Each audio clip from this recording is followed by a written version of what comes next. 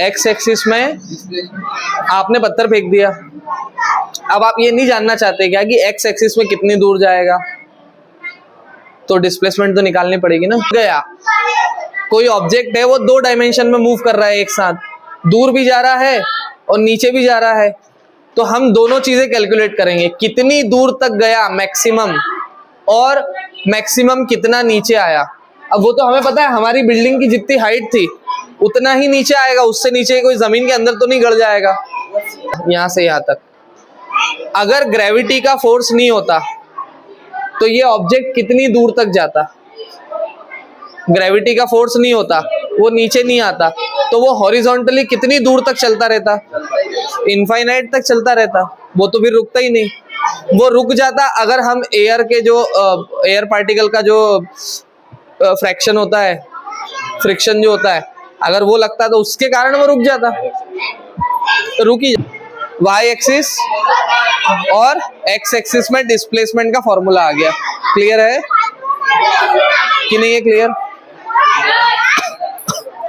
उनका भी वीडियो आएगा, वो भी फेमस हो जाएंगे, फेम मिल रही है उनको भी।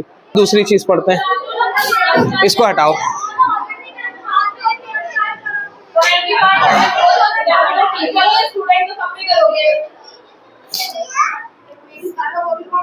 ये अर्थ है। अब आपके पास बिल्डिंग नहीं चढ़ने के लिए ऊपर, आप क्या करोगे? नीचे ही खड़े हो आप क्या खड़े हो? नीचे ही खड़े हो, ठीक है बेटा, हट जाओ, वीडियो बन रही है, तेरी शक्ल आ जाएगी उसमें, तेरे लिए लड़की देखना पड़ेगी। ये अनुराग है ना, अनुराग ने ये पत्थर फेंका हवा में। पत्थर कौन सी डायरेक्शन में फेंका? उसने एक्स की डायरेक्शन में नहीं फेंका, उसने वाई की डायरेक्शन में नहीं फेंका, उसने पत्थर फेंका इस डायरेक्शन में। किस डायरेक्शन में फेंका? ये लाइन मैंने सिर्फ डायरेक्शन के लिए ड्रॉ करी है कि पत्थर इस डायरेक्शन में फेंका, तो क्या पत्थर इसी डायरेक्शन में बढ़ता रहेगा आगे? नहीं सर, क्या होगा? वो पत्थर ऐसा जाएगा और ऐसा आके गिर जाएगा। क्या ऐसा होता है सच में?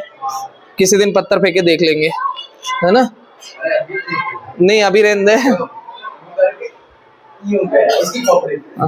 Good shot. चलो, एक ही डायरेक्शन में फेंका था उसको। इस पॉइंट तक क्या हुआ? इस पॉइंट तक ऑब्जेक्ट आगे बढ़ रहा है और ऊपर जा रहा है, नहीं जा रहा है क्या? ऊपर भी जा रहा है हाइट में। इस पॉइंट के बाद क्या हुआ?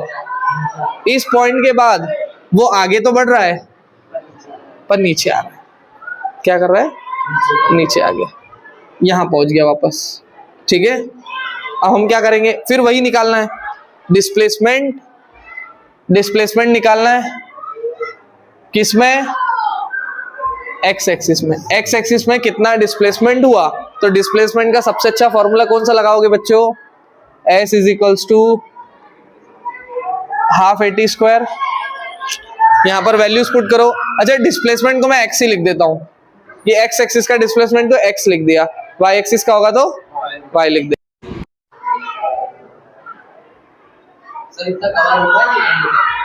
हाँ हो रहा है। ये ux, ये t ax t square upon 2 तुम्हें पता है बहुत अच्छे से, ठीक है। ये आ गया वेलोसिटी इन एक्स एक्सिस आ गई, बहुत छोटा सा सिंपल सा था। ये 0 क्यों हो गया? Acceleration in x axis. X axis में जब वो आगे बढ़ रहा है, एक्स एक्सिस में जब ऑब्जेक्ट आगे बढ़ रहा है तो उस पर कोई एक्सटर्नल फोर्स नहीं लग रहा, तो उसकी वेलोसिटी में कोई चेंज नहीं आएगा।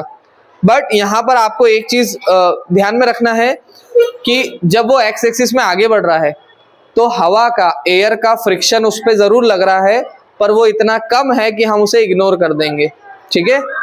तो हम ये बोल सकते हैं कि एक्स एक्सिस में वेलोसिटी में कोई चेंज नहीं आ रहा है। तो वेलोसिटी में अगर कोई चेंज नहीं है तो फिर एक्सेलरेशन कितना हुआ?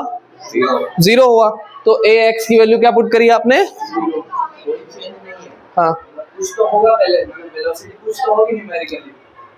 शुरू से जैसे ही आपने फेंका, आपने ये डायरेक्शन में फेंका, तो ये डायरेक्शन में जैसे ही उसने मूव करना चालू किया तो शुरुआत से ही एक्स एक्सिस में आगे बढ़ना और वाई एक्सिस में ऊपर जाना शुरू कर दिया उसने, ठीक है। लेकिन एक्स एक्सिस में आगे वो उसी स्पीड से बढ़ता रहा, स्पीड में कोई चेंज आया नहीं, तो वो जो भी स्पीड है, वो जो भी वैल्यू है, कुछ तो वैल्यू है शुरू में जो आखिरी तक चेंज नहीं हुई, वो वैल्यू ये है ux, इनिशियल वेलोसिटी इन x एक्सिस, इनिशियल, और यही आखिरी तक रहेगी।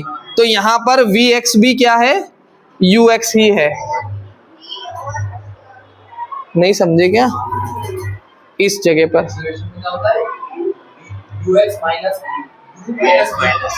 vx बाद वाली में से पहले वाली घटाओगे ना, तो वो जीरो ही हो जाएगी, क्योंकि ये दोनों बराबर है। यहां से टाइम की वैल्यू निकाल के रखो, आगे जब आप y एक्सिस में डिस्प्लेसमेंट निकालोगे तो टाइम की वैल्यू क्या आएगी, आपके काम आएगी। क्या है टाइम की वैल्यू? ये टाइम की वैल्यू अभी संभाल के अपन रख लेते हैं, ठीक है। ये कब काम आएगी हमारे, जब हम डिस्प्लेसमेंट निकालेंगे, किसमें, y एक्सिस में निकालेंगे बच्चों, ठीक है। अरे ठीक है यार, अब एक बार दिख गई तो दिख गई। y एक्सिस में डिस्प्लेसमेंट निकालने के लिए कौन सा फॉर्मूला लगाओगे? सबसे अच्छा formula, displacement is equals to ut plus at square का half, displacement in y axis, initial velocity in y axis plus acceleration in y axis. अब मुझे ये बताओ uy की वैल्यू कितनी होगी? नहीं होगी। इनिशियली जब आपने उसको ये डायरेक्शन में फेंका, तो शुरुआत से ही आप उसको दोनों डायरेक्शन की वेलोसिटी दे रहे हो, क्योंकि आप उसको किसी एक डायरेक्शन में नहीं फेंक रहे हो, आप उसको ये डायरेक्शन में फेंक रहे हो। तो शुरुआत से ही उसके पास, एकदम शुरू फर्स्ट सेकंड से ही उसके पास x एक्सिस की भी वेलोसिटी है और y एक्सिस की वेलोसिटी है, इसीलिए वो शुरुआत से इधर है। वो दोनों x एक्सिस और y एक्सिस मिलके ही तो ये वाला बनता है। तो मतलब शुरुआत से अगर ये है तो शुरुआत से x भी है, और तो यहाँ पर इनिशियल वेलोसिटी जीरो नहीं हो सकती y एक्सिस में। क्या ये बात क्लियर है आपको? टाइम तो टाइम है ही यहाँ पर। हाँ, क्यों जीरो भाई? Plus acceleration in y axis, y axis में ग्रेविटी का एक्सटर्नल फोर्स काम कर रहा है, तो वेलोसिटी में चेंज आएगा कि नहीं आएगा? यहां मुझे बताओ कि इस पॉइंट से पहले पहले ऑब्जेक्ट लगातार ऊपर जा रहा था, और इस पॉइंट के बाद ऑब्जेक्ट लगातार, तो इसका मतलब ये हो रहा है कि आपने जब इसको फेंका था, आपने कुछ इनिशियल वेलोसिटी uy उसको प्रोवाइड करी थी, और वो ऊपर ऊपर जा रहा था uy वेलोसिटी से, लेकिन वो जैसे जैसे ऊपर जा रहा था, ग्रेविटी वैसे वैसे उसको नीचे खींच रही थी। तो ग्रेविटी क्योंकि उसको नीचे खींच रही थी, तो उसकी वेलोसिटी कम हो रही थी। समझे कि नहीं? वो जब इस पॉइंट पे है तो वेलोसिटी u1 है, सॉरी ऐसा मान लेते u5 है। जब वो इस पॉइंट पे आया तो वेलोसिटी कम हो गई, u4 हो गई। जब वो इस पॉइंट पे आया तो वेलोसिटी और कम हो गई, u2 हो गई। जब इस पॉइंट पे आया तो वेलोसिटी u1 हो गई, और जब इस पॉइंट पे आया तो वेलोसिटी कितनी हो गई? तो इस पॉइंट पे वो रुक गया, और वेलोसिटी अब और कम हुई। क्या हुई वेलोसिटी? नहीं, अब वेलोसिटी बढ़ना शुरू होगी। क्या होगी वेलोसिटी? वेलोसिटी बढ़ेगी। अब u0 से फिर बढ़ेगी वेलोसिटी, पर अपोजिट। अब यहां पर जो आएगी वो नेगेटिव u1, नेगेटिव u2।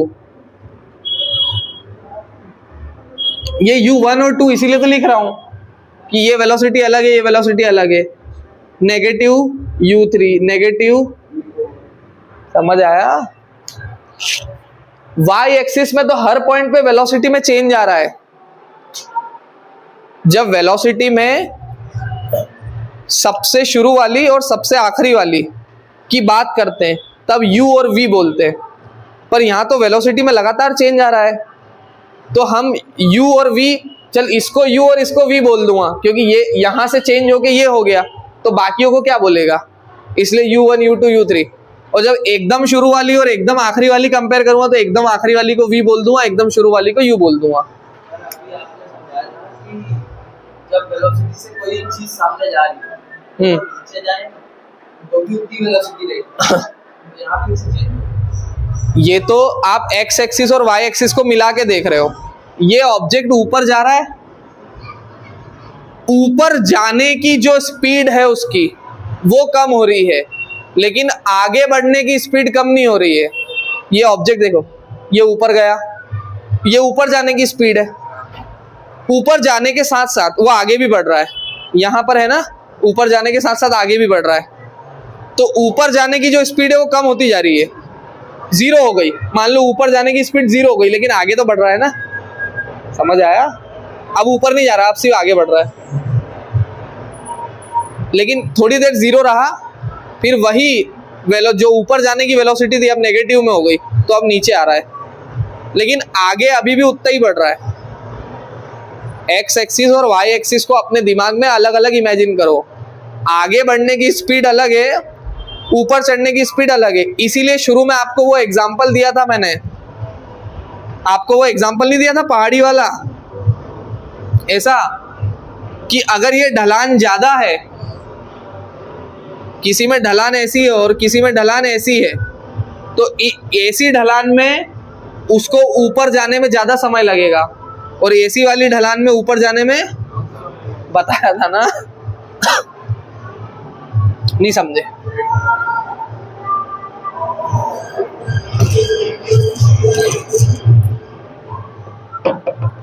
ठीक है, अब बताओ यहां क्या दिक्कत है आपको? आपको ये नहीं समझ में आ रहा है? हाँ, कनेक्ट नहीं हो पा रहे। आपको ये चीज समझ नहीं आ रही है कि ऑब्जेक्ट एक साथ ऊपर भी जा रहा है और आगे भी बढ़ रहा है। इसको ऐसा समझो कि आप सीढ़ियां चढ़ रहे हो। क्या क्या समझो आप? सीढ़ियां कैसी होती है बेटा? ऐसी होती है ना। फिर आप छत पे पहुंच जाते हो, जहां छत पे तो बहनों ही सो रहा था, वहां पहुंच गए आप, पर उसके लिए पहले क्या करना पड़ेगा? ठीक है, तो जो सीढ़ियां आप चढ़ रहे हो, कभी कभी सीढ़ियां ऐसी देखी होगी आपने, बहुत ज्यादा स्लोप में हो, ऐसी सीढ़ियां देखी है कि नहीं देखी? 5 सेकंड तक ये वाली सीढ़ी पे चढ़ना है और 5 सेकंड तक ये वाली सीढ़ी पे चढ़ना है। आप 1 सेकंड में एक सीढ़ी चढ़ोगे तो 5 सेकंड में कितनी चढ़ोगे? 1 2 3 4 5, एक और बना लेते, छत थोड़ी ऊपर बना देते हैं। ये छत है, पहली सीढ़ी, दूसरी, तीसरी, चौथी, पांचवी, ये 5 सेकंड में 5वीं सीढ़ी पे पहुंच गए। पहली, दूसरी, तीसरी, चौथी, पांचवी, ये 5 सेकंड में 5वीं सीढ़ी पे पहुंच गए। 5 सेकंड तक ही चले, 5 सेकंड तक चले आप। ये वाली सीढ़ी में आपने डिस्टेंस कितना कवर कर लिया? एक्स एक्सिस में। और ये वाली सीढ़ी में आपने एक्स एक्सिस में कितना डिस्टेंस कवर कर लिया? क्या ये दोनों सेम ही होंगे? क्यों नहीं होंगे सेम? वो स्लोप, सीढ़ियां तो 5 ही है, लेकिन उसका स्लोप ज्यादा है। क्लियर है ये बात? अब y की बात करते हैं कि कितना ऊपर पहुंच गया, तो यहाँ ऊपर ज्यादा पहुंचेगा और यहाँ ऊपर, क्लियर है बात? अब उसको भूल जाओ, सिर्फ इसको कंपेयर करते हैं कि जब वो ऊपर चढ़ रहा है, क्या कर रहा है? जब वो ऊपर चढ़ रहा है तो ऊपर चढ़ते समय वो थोड़ा सा आगे भी बढ़ रहा है और थोड़ा सा,